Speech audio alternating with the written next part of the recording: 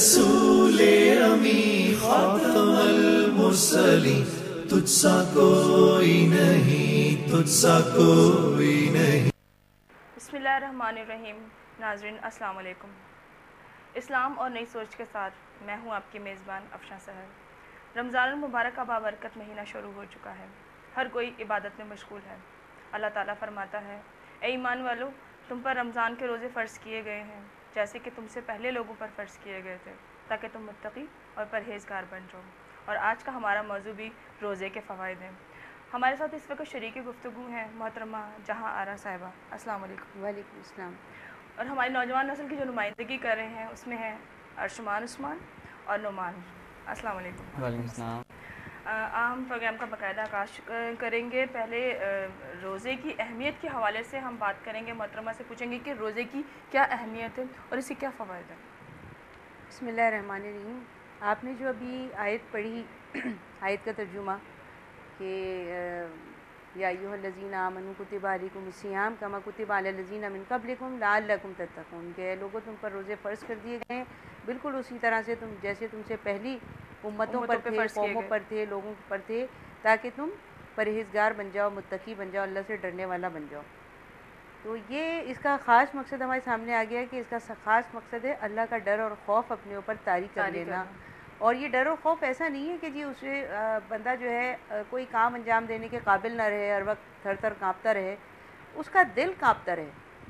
سبحان اللہ۔ یعنی وہ خود جو ہے وہ اللہ کے کاموں میں لگا رہے، دنیا کے کاموں میں لگا رہے، مگر دل جو ہے وہ اللہ کے خوف سے آزاد نہ ہو، اللہ کی طرف راغب رہے، ہر پل اس کو یہ خیال رہے کہ مجھے کوئی واچ کر رہا ہے۔ دیکھیں ہم کسی اس پہ جاتے ہیں شاپنگ سینٹر میں، تو وہاں لکھا ہوا ہوتا ہے کہ جی کیمرہ آپ کو واچ کر رہا ہے۔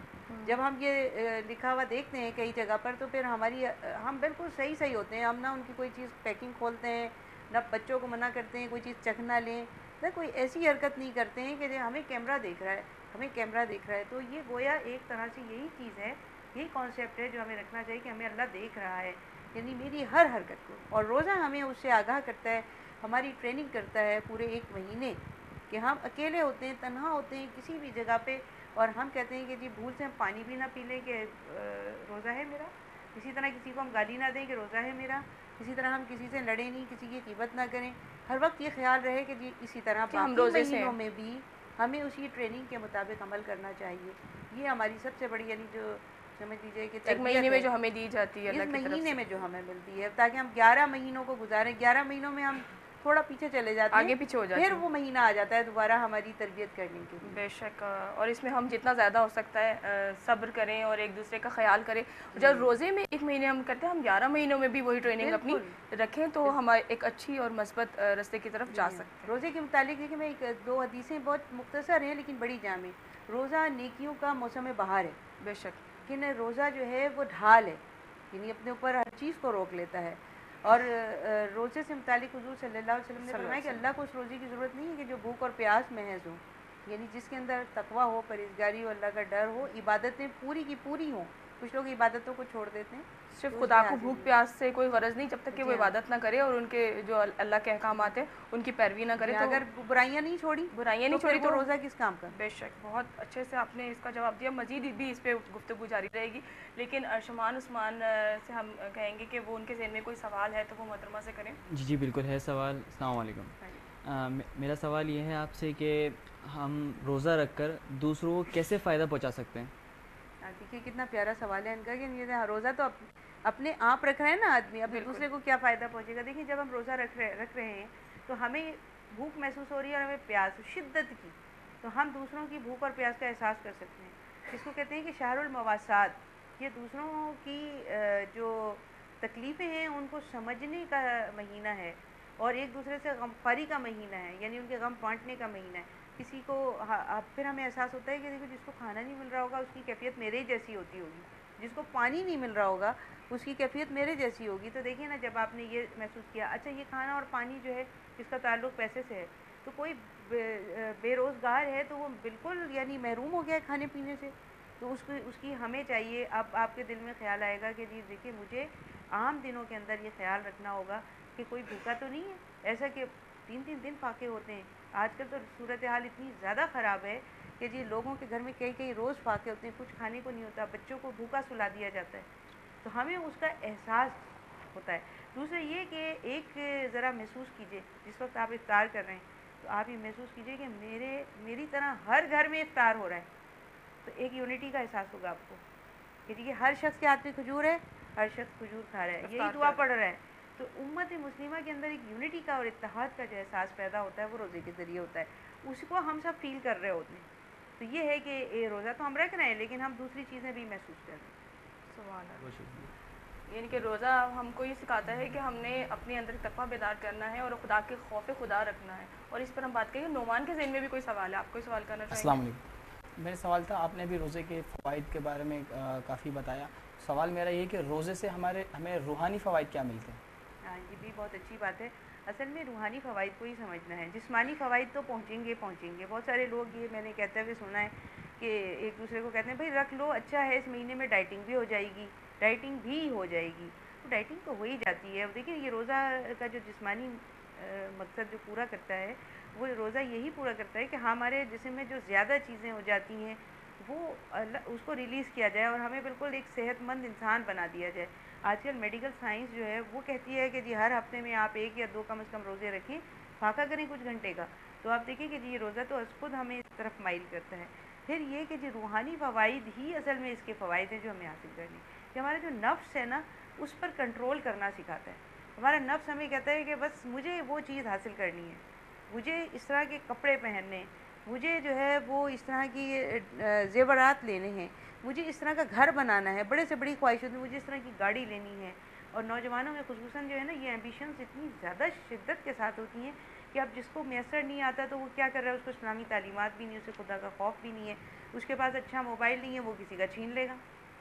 ٹھیک ہے, اس کے پاس جو چیزیں نہیں ہیں وہ جا کے دوسرے کی چھین لے گا. تو کسی کی چیز چھین کر تو وہ گناہ کا مرتکب ہو رہا ہے, نہ کہ اسے اللہ سے مانگا جائے. اور یہ خوف ہو کہ جی میں حق حلال کی چیز دوں گا, میں خود محنت کروں گا, میں اللہ کو خوش کروں گا. تو جو روحانی فائدہ ہے وہ یہ کہ ہم اپنے نفس پر کنٹرول کرنے کا طریقہ سیکھ لیتے ہیں کہ جی ہم نفس ہمارے کنٹرول میں رہیں, ہم نفس کے کنٹرول میں نہیں رہیں. بے شک بہت اچھا سا جواب دیا محترمہ آپ نے. ایک اور سوال, کیونکہ روزے کی اہمیت کے حوالے سے یہ آج ہمارا موضوع, تو روزے کی اہمیت کے حوالے سے یہ پوچھنا چاہوں گی کہ روزے مسلمانوں پہ اللہ تعالیٰ نے فرض کیے جیسے دوسری امتوں پہ کیے, اور روزے کی جو اہمیت ہے اور افادیت ہے اللہ تعالیٰ نے بیان کی ہے, اور وہ تقویٰ ہے. اور تقویٰ ہمیں کس طرح حاصل ہو سکتا ہے؟ یہ ہم بات جو ابھی کر رہے ہیں وہ تقریباً اسی کے مطابق ہی بات کر رہے ہیں. اصل میں تقویٰ جو ہے نا بہت سارے لوگ جو ہیں اس کو بظاہر اپنے اوپر نافذ کر لیتے ہیں کہ دوسروں کو نظر آئے میں بہت متقی ہوں. یہ ایسی شکل صورت بنا لینا, اس طرح کے کپڑے پہننا. دیکھیں کپڑے تو جو ڈریس ہے وہ ہر ملک کا الگ الگ ہوتا ہے, اس کو اسلامی جو تعلیمات ہے اس کے مطابق ڈھال سکتے ہیں ہم, لیکن ایک کوئی خاص شکل صورت نہیں ہے کہ جی بالکل وہی ہو تو جب ہے نا. اب تقویٰ جو ہے انسان کے اپنے اندر ہوتا ہے. اگر اندر خدا خوفی نہیں ہے تو پھر وہ کس طرح سے صحیح کام کرے گا. تو سب سے پہلے خدا کا خوف اسی طریقے سے اپنے اندر پیدا کریں جیسے ہم روزے کے درمیان ہوتا ہے. نہیں بھی میرا روزہ خراب ہو جائے گا, ہے نا, بھول سے کوئی چیز میں نہیں بھی کھا نہیں لوں میں, یہ ہمیں ہر وقت ہم اپنے روزے کی حفاظت کر رہے ہیں کہ جی میرا روزہ نہ ہو جائے, مکروہ نہ ہو جائے, ہے نا. اسی طرح سے ہمیں آنکھ میں دوا ڈالنی ہے نہیں ڈالنی, سر میں تیل ڈالنا ہے, اتنے ہم سوالات کر رہے ہوتے ہیں اور ہم سوچ رہے ہوتے ہیں کہ روزہ خراب نہ ہو جائے. ہمیں پھر وہ ہمارے اندر وہ چیز پیدا ہو جاتی ہے, یہی تقویٰ ہے. اور جب ہم تنہائی میں بھی ہوتے ہیں, جب ہمیں خدا دیکھ رہا ہے اور ہمیں کوئی نہیں دیکھ رہا, لیکن ہمارے اندر یہ تقویٰ ہے, ہمارے اندر یہ خوف خدا ہے کہ ہم نے پانی نہیں پینا. اپنے پر یہ پابندی عائد کی ہوئی ہے کہ اللہ کے لیے ہم نے روزہ رکھا ہے اور یہ اللہ کی امانت ہے, اس کی حفاظت کرنی ہے ہم نے. اور روزے کی اہمیت کے حوالے سے بھی جیسے آپ نے بتایا تھا, اس پہ تھوڑی سی اور روشنی ڈالیے گا کہ روزے کے کیا کیا فوائد ہیں, ہمیں کن کن باتوں کا خیال رکھنا چاہیے روزے میں. اور جب ہم بازار میں جاتے ہیں یا شاپنگ کر رہے ہوتے ہیں یا اسکول میں جاتے ہیں جب جیسے بچے, تو ہمیں کن کن چیزوں کا خاص خیال رکھنا چاہیے. بہت اچھی بات ہے. ابھی بلکہ ہم پروگرام سے تھوڑا پہلے جو ڈسکشن کر رہے تھے آپس میں, تو ہمارے انہوں نے بچوں نے یہ بات کہی کہ یہ ہم ایک دیکھتے ہیں کہ جی افراتفری کی کیفیت ہے, حالانکہ روزہ ہمیں کس کی, آپ ہی بتا رہے تھے کہ دیکھیے ہم صبر کی تو تلقین ہمیں اس سے مل رہی ہے, ہم صبر پر عمل پیرا ہونے کی کوشش کر رہے ہیں, لیکن جب عین افطار کا وقت ہوتا ہے ہم گھروں میں بھی آپس میں دیکھ رہے ہوتے ہیں کہ جی ایک افراتفری کی کیفیت پائی جاتی ہے. کہیں اجتماعی افطاری ہے تو ایک دوسرے سے چھین جھپٹ کے کہیں گے کہ روزہ افطار کریں. روزہ تو خود بھی افطار کرنا ہے, دوسرے کو بھی افطار کرانا ہے. ایک کھجور اگر ہمارے پاس ہے تو اطمینان کے ساتھ ہم آدھی دوسرے کو دے دیں گے, بے شک بھائی روزہ افطار کر لو. جب ہم یہ خود نہیں کریں گے تو مطلب ہم دوسرے کو ایک تو تعلیم نہیں دے سکتے، تو اس لیے سب سے پہلے تو ہمیں خود کرنا ہو، صبر کی تلقین کرتا ہے. پھر ہمیں روزہ جو ہے ایک دوسرے کی غمخواری، یعنی شہر المواسات اس کو جیسے میں نے کہا جاتا ہے، شہر العبادہ، شہر الصوم، یہ عبادت کا مہینہ ہے اور یہ روزہ رکھنے کا مہینہ ہے. ابھی کے لیے ہم جو عبادتیں اس میں کرتے ہیں، اس میں سب سے بہترین عبادت جو ہے قیام اللیل کی ہے، جو اب ایک تراویح کی شکل میں ہمارے سامنے. قیام اللیل کا مطلب ہے رات میں جاگنا. اب بہت سارے لوگ جو ہے نا وہ تراویح نہیں پڑھتے، کہتے ہیں کہ شاید یہ بھی سنت موقعہ ہے، تراویح پڑھنی چاہیے.